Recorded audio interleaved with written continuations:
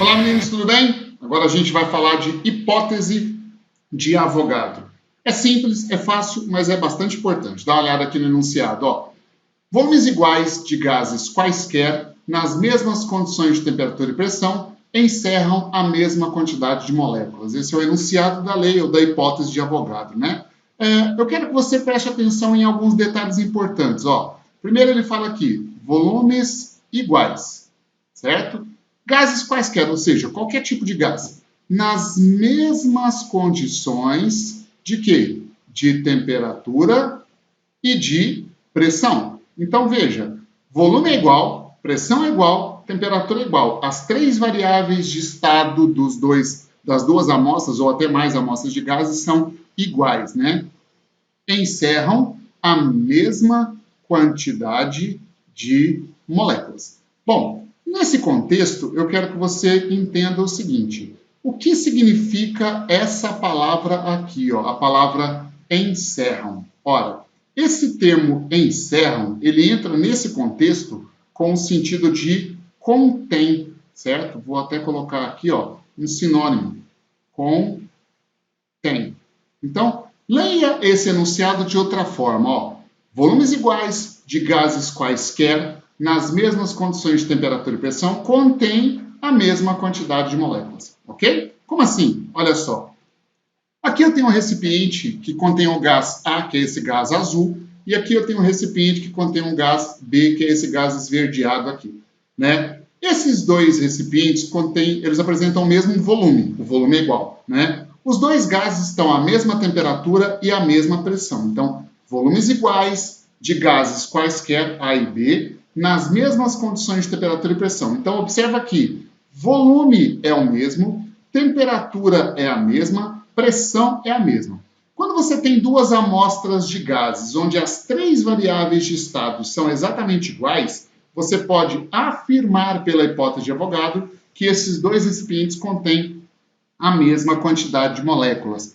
Quantas moléculas? Eu não sei. Eu não sei quantas moléculas, mas eu posso falar que a quantidade de moléculas que eu tenho no recipiente B é igual à quantidade de moléculas que eu tenho no recipiente A. Se no recipiente B tiver 10 moléculas, no A tem também. Se no recipiente B tiver 1000 moléculas, no B tem também. Se no recipiente A tiver 1 mol de moléculas, no B também tem 1 mol de moléculas. Eu não sei quantas tem, mas eu posso afirmar que o número de moléculas é igual. Então aqui, ó, número de moléculas de A é igual ao número de moléculas de B.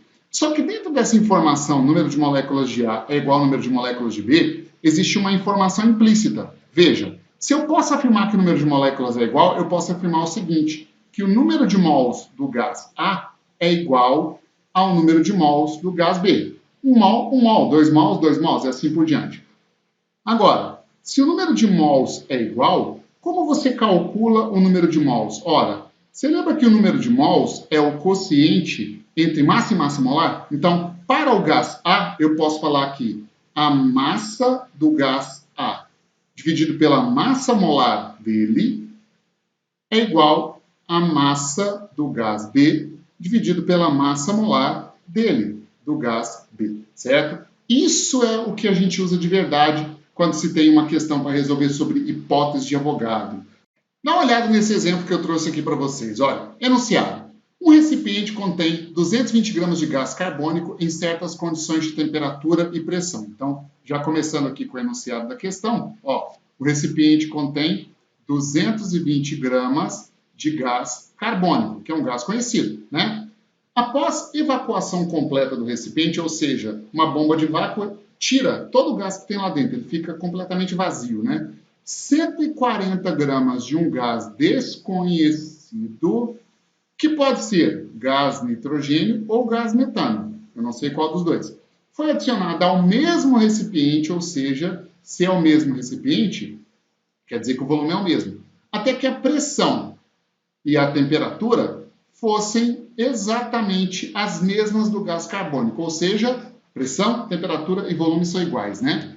Baseado nas informações, identifique o segundo gás. Esse foi um exemplo que eu inventei aqui para você ver como se aplica o conceito da hipótese de Avogadro. Então, vamos entender o que fala esse exemplo. Ó, eu tenho aqui dois recipientes. Um contém CO2 e o outro contém um gás desconhecido, que pode ser nitrogênio ou pode ser gás metano.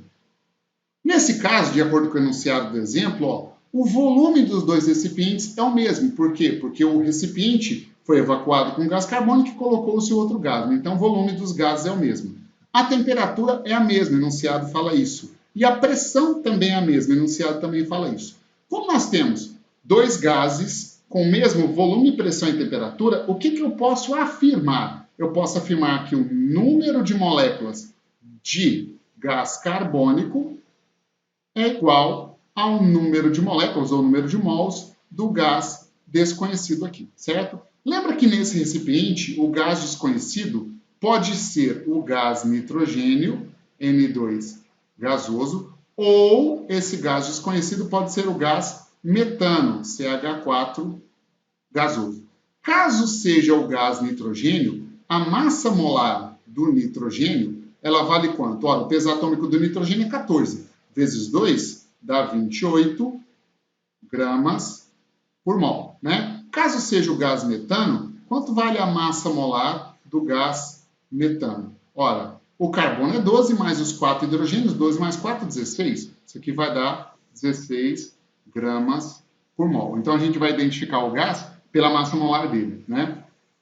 Olha, como eu sei que o número de moléculas de gás carbônico é igual ao número de moléculas do gás desconhecido, número de moléculas é o quociente entre massa e massa molar. Então, olha só, aqui eu posso fazer o seguinte, eu posso dizer que a massa de CO2 dividido pela massa molar dele é igual à massa desse gás desconhecido dividido pela massa molar desse gás desconhecido, certo? O que a gente tem de informações conhecidas aqui? Olha, bom, a massa molar do gás carbônico é fácil de você calcular. Vou calcular nesse cantinho aqui, ó.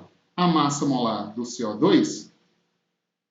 Aqui eu tenho um carbono que é 12, oxigênio é 16. Então, 16 vezes 2, 32, mais 12, 44. Então, a massa molar do gás carbônico é 44 gramas por mol. Então, substituindo aqui, ó, no lugar da massa do gás carbônico, 220 gramas. 220 gramas. Massa molar dele, 44 gramas por mol.